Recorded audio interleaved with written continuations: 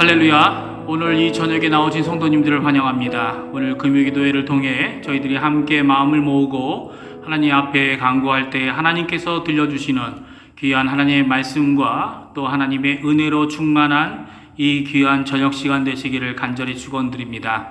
다 같이 사도신경으로 우리의 신앙을 고백하시면서 2020년 10월 16일 금요일 금요기도회를 하나님께 드리겠습니다. 전능하사 천지를 만드신 하나님 아버지를 내가 믿사오며 그 외아들 우리 주 예수 그리스도를 믿사오니 이는 성령으로 잉태하사 동정녀 마리아에게 나시고 본디오 빌라도에게 고난을 받으사 십자가에 못 박혀 죽으시고 장사한 지 사흘 만에 죽은 자 가운데서 다시 살아나시며 하늘에 오르사 전능하신 하나님 우편에 앉아 계시다가 저리어서 산 자와 죽은 자를 심판하러 오시리라. 성령을 믿사오며 거룩한 공예와 성도가 설교통하는 것과 죄를 사하여 주시는 것과 몸이 다시 사는 것과 영원히 사는 것을 믿사옵나이다. 아멘. 이 시간에 하나님을 찬양하겠습니다. 날 구원하신 주 감사, 모든 것 주심 감사. 지난 추억이 내 감사, 주 내 곁에 계시네. 향기로운 봄철의 감사, 외로운 가을날 감사.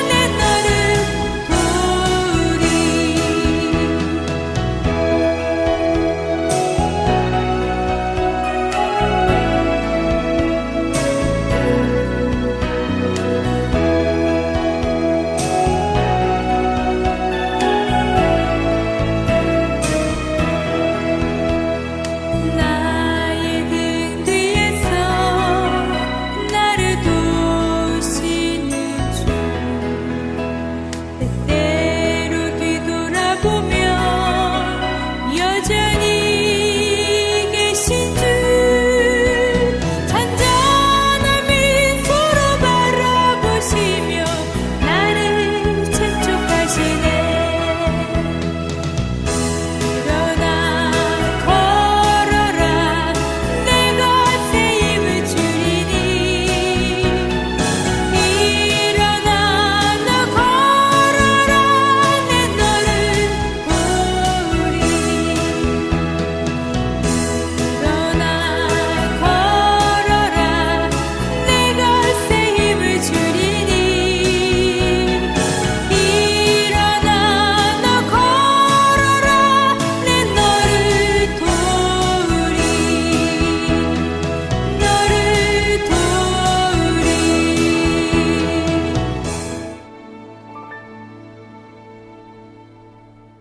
나 무엇과도 주님을 바꾸지 않으리.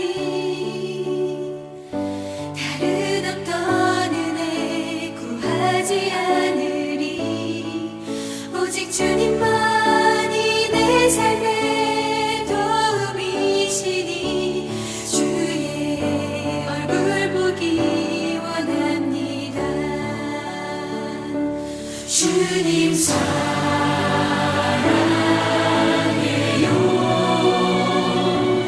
온 맘과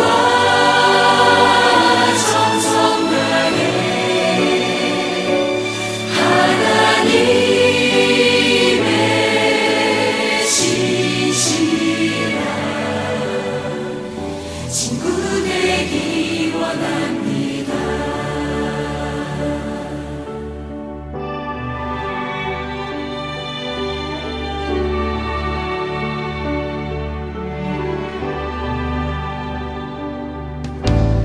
무엇과도 주님을 바꾸지 않으리.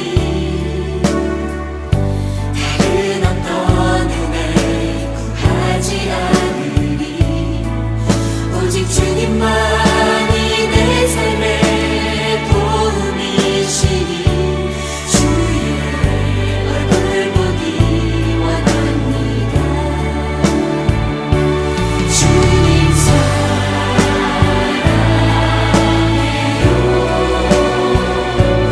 온 맘과 정성 다해 하나님의 신실한 친구 되기 원합니다. 주님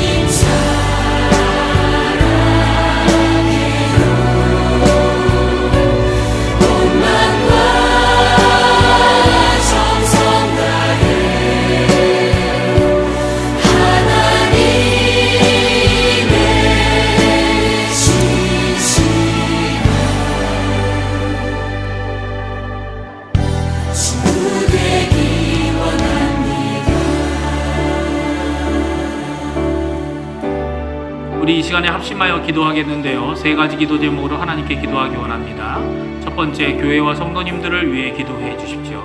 특별히 기도하실 때 이번 주일과 주일 예배를 위하여 하나님 앞에 기도하시는 이 시간 되시기 바랍니다. 두 번째, 우리 조국 대한민국을 위해 기도해 주십시오. 특별히 기도하실 때 한국교회와 선교사님들을 위해 기도해 주십시오. 그리고 세 번째, 이곳 아르헨티나를 위해 기도해 주십시오. 기도하실 때마다 기억나는 대로 연로하신 어른들과 또한 병자들을 위하여 기도하는 이 저녁 시간이 됐으면 합니다. 같이 기도하겠습니다. 기도하신 후에는 금요기도회를 위해 최수미 권사님께서 대표 기도해 주시겠습니다.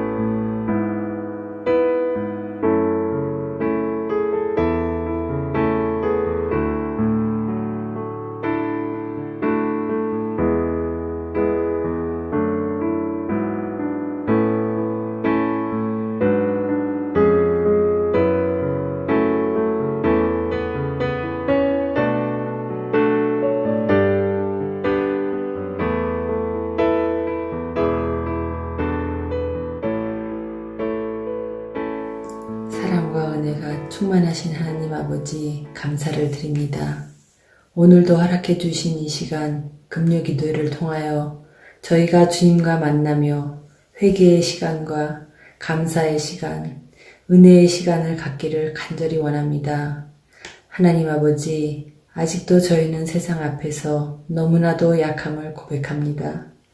나의 생명이 되시고 나의 소망이 되시는 우리 하나님 아버지를 온전히 믿지 못하고 나의 모든 것을 다 드리지도 다 맡기지도 못한 채 하루하루 살아가고 있습니다. 하나님 아버지, 저희가 이 세상을 살고 있는 가운데에 많은 어려움과 시험들에 부딪혀 있습니다. 하나님 아버지께서는 모든 것을 주관하시고 모든 것을 통찰하시오니 이러한 상황들이 우리들로 하여금 진정으로 하나님께 더 가까이 다가가며 하나님을 만날 수 있는 계기가 되도록 은혜를 더욱더 베풀어 주시기를 간절히 원합니다. 하나님 아버지, 저희가 말씀이 너무 부족했습니다. 저희가 찬양이 부족했습니다. 기도가 부족했습니다. 이웃을 돌아보지 못했습니다. 그리고 저희가 모든 행하는 일에 하나님을 드러내는 것에 부족했습니다. 하나님 아버지, 저희들을 용서하여 주시고 긍휼을 베푸시사 이 시간에도 저희가 깊이 깨닫고 새 힘을 얻게 하시고 정말 저희가 참된 하나님의 자녀와 참된 그리스도인으로 살며 하나님께 마음껏 찬양하며 영광을 돌릴 수 있는 기회를 저희에게 베풀어 주시기를 간절히 원합니다. 하나님 아버지, 오늘 이 시간에도 모세가 이끌던 이스라엘 백성들의 그 광야의 생활을 기억하며 저희를 깊이 깨우치게 하시고 다윗의 시편의 노래를 기억하며 하나님께 찬양을 올려드릴 수 있게 허락하여 주시옵소서. 이 밤도 목사님을 통하여 저희에게 주시는 말씀으로 상한 심령이 치유받게 하시며 어려움을 당한 성도들에게 위로가 되어주기를 간절히 기도드리오며 이 모든 말씀 우리 주 예수 그리스도 이름으로 기도드렸사옵나이다. 아멘.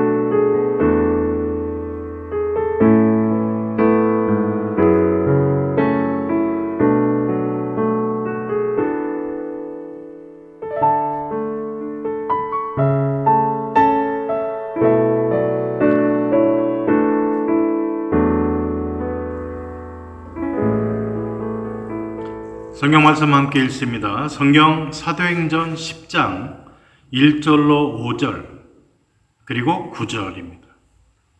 사도행전 10장 1절로 5절 그리고 9절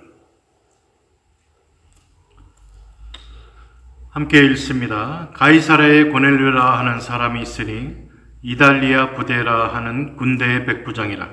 그가 경건하여 온 집과 집안과 더불어 하나님을 경외하며 백성을 많이 구제하고 하나님께 항상 기도하더니 하루는 제9시쯤 되어 환상 중에 밝히 봄에 하나님의 사자가 들어와 이르되 고넬료야 하니 고넬료가 주목하여 보고 두려워 이르되 주여 무슨 일이니이까.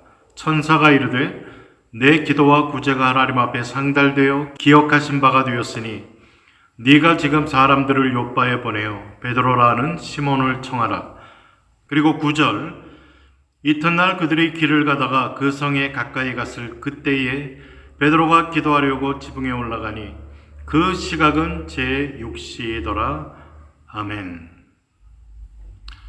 오늘 사도행전 10장 본문을 가지고 고넬료의 기도에 대해서 함께 말씀을 살펴보겠습니다. 고넬료는 로마 군대의 백부장으로 이방인이었습니다. 그는 오늘날 군대의 중대장급에 해당하는 직업 군인이었습니다. 그는 아주 경건했을 뿐만 아니라 그의 온 가족 역시 하나님을 경외하고 구제와 기도를 드리는 사람이었음을 오늘 본문 2절은 밝혀주고 있습니다. 이 사도행전의 저자인 이 누가의 관점에서 고넬료와 그의 가족과 같은 이런 범주에 드는 사람은 하나님을 경외하는 사람에 해당했습니다. 이들 중에는 유대교에 개종한 사람들도 있고 아직 개종하지 않은 사람도 있었습니다. 고넬료와 그 가족은 유대교로 완전히 개종하지는 않았지만 유대인들과 같이 경건하게 살았기 때문에 유대인들에게도 존경받는 인물이었다고 오늘 사도행전 10장 22절은 이야기합니다. 그는 구제에 힘썼고 정기적으로 하나님께 기도드렸던 사람, 그리고 유대인들에게 칭송받던 백부장이었습니다. 그러나 그는 아직도 신자라고 불릴 만큼 구원을 체험한 사람은 아니었습니다.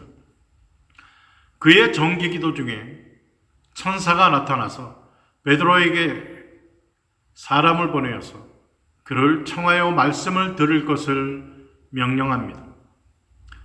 베드로를 통하여 들을 말씀은 다름 아닌 복음이었습니다. 사도행전 10장 36절에 나오는 복음, 이 복음의 말씀은 고넬료와 그의 온 가정이 듣고 믿어 구원을 받게 될 말씀이었습니다. 사도행전 10장 45절에 보면 고넬료와 그 가정과 또 함께한 친구들이 베드로로부터 구원의 복음을 들을 때 성령이 그들에게 임하였습니다. 마치 사도행전 2장 제자들이 모여서 하나님 앞에 오순절날 기도할 때 성령이 그들 위에 임하였던 것처럼 고넬료와 그의 가족 그리고 함께한 친구들 위에도 동일한 성령의 임함이 있었습니다. 이것을 목격한 베드로와 또 베드로와 함께한 그 유대인 신자들이 놀랍니다. 그러면서 그들의 오순절 경험과 고넬료 가정의 오순절 경험이 동일했음을 고백하게 됩니다. 120분도와 같이 이들이 방언도 말하고 또한 하나님을 찬양했다라고 사도행전 10장 46절은 기록하고 있습니다. 우리는 누가가 고넬료 가정의 구원 사건을 기도의 관점에서 기록하고 있는 것에 주목해야만 됩니다. 고넬료가 기도하고 있을 때 천사가 나타나 말씀했습니다. 또한 베드로가 기도하고 있을 때 하나님의 이상이 그에게 보였던 것, 이것은 결코 우연의 일치가 아닙니다. 이제는 유대인과 이방인의 차별이 더 이상 존재하지 않는다. 따라서 이제는 복음이 이방인에게 전파되어야 한다라는 것이었습니다. 사실 예수 그리스도의 십자가 부활의 구원 사건은 유대인과 이방인의 차별을 완전히 철폐하는 사건이었습니다. 에베소서 2장 10절로 19절에 예수님께서는 이 둘 가운데 쌓여있는 담을 주님의 그 십자가로 허물어 버렸다라고 말을 하고 있습니다. 그리스도의 구속 사건은 사람들의 인종과 그 모든 것들을 초월하여서 하나님의 백성이 되는 시대를 도래시켰습니다. 이 구원의 진리를 구체적으로 가시화한 사건이 오순절 성령 강림과 방언의 사건이었습니다. 하나님께서는 스데반의 박해 사건을 통해서 예루살렘 교회를 사방으로 다 흩어버리십니다. 흩어진 이들이 가는 곳마다 저들은 먼저 유대인들에게 복음을 전파했습니다. 그리고 사도들은 예루살렘을 떠나지 않고 교회를 지켰습니다. 하나님의 큰 뜻을 아직도 깨닫지 못했던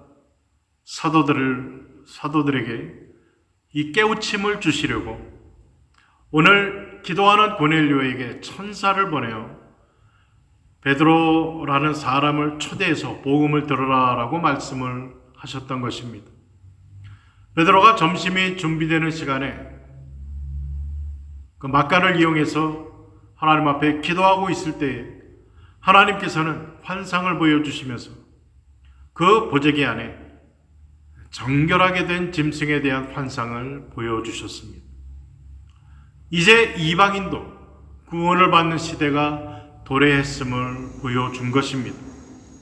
내가 깨끗하게 한 것을 네가 부정하다라고 하지 말라라고 하시면서 베드로를 깨우쳐 주십니다. 베드로가 고넬료의 집에서 설교하고 있을 때에 예루살렘 교회에 임했던 성령님이 동일하게 임하는 역사가 일어납니다. 그때 베드로는 고넬료의 가정에 모였던 이방인들에게 그 사건을 보고 바로 세례를 베풉니다. 이 사건은 이방인들이 구원의 말씀을 받는 사건으로 예루살렘 교회에 아주 큰 파장을 일으켰습니다. 베드로가 사건이 일어난 경위를 하나하나 상세하게 설명할 때 예루살렘 교회는 이것을 하나님께서 친히 하신 구원의 사건으로 인정할 수밖에 없었습니다. 그리고 이 사건을 통해 하나님께서 이방인들에게도 생명을 얻게 하는 회개를 주셨다라고 고백하게 된 것입니다. 사도행전 11장 18절에서 그러한 고백을 하게 됩니다.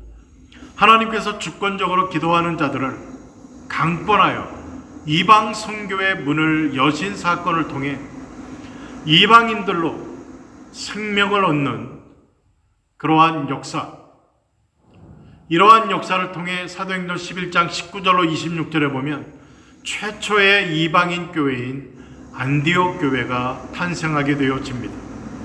이 교회에서 바나바와 사울이 초대 교역자로 사역을 하게 됩니다.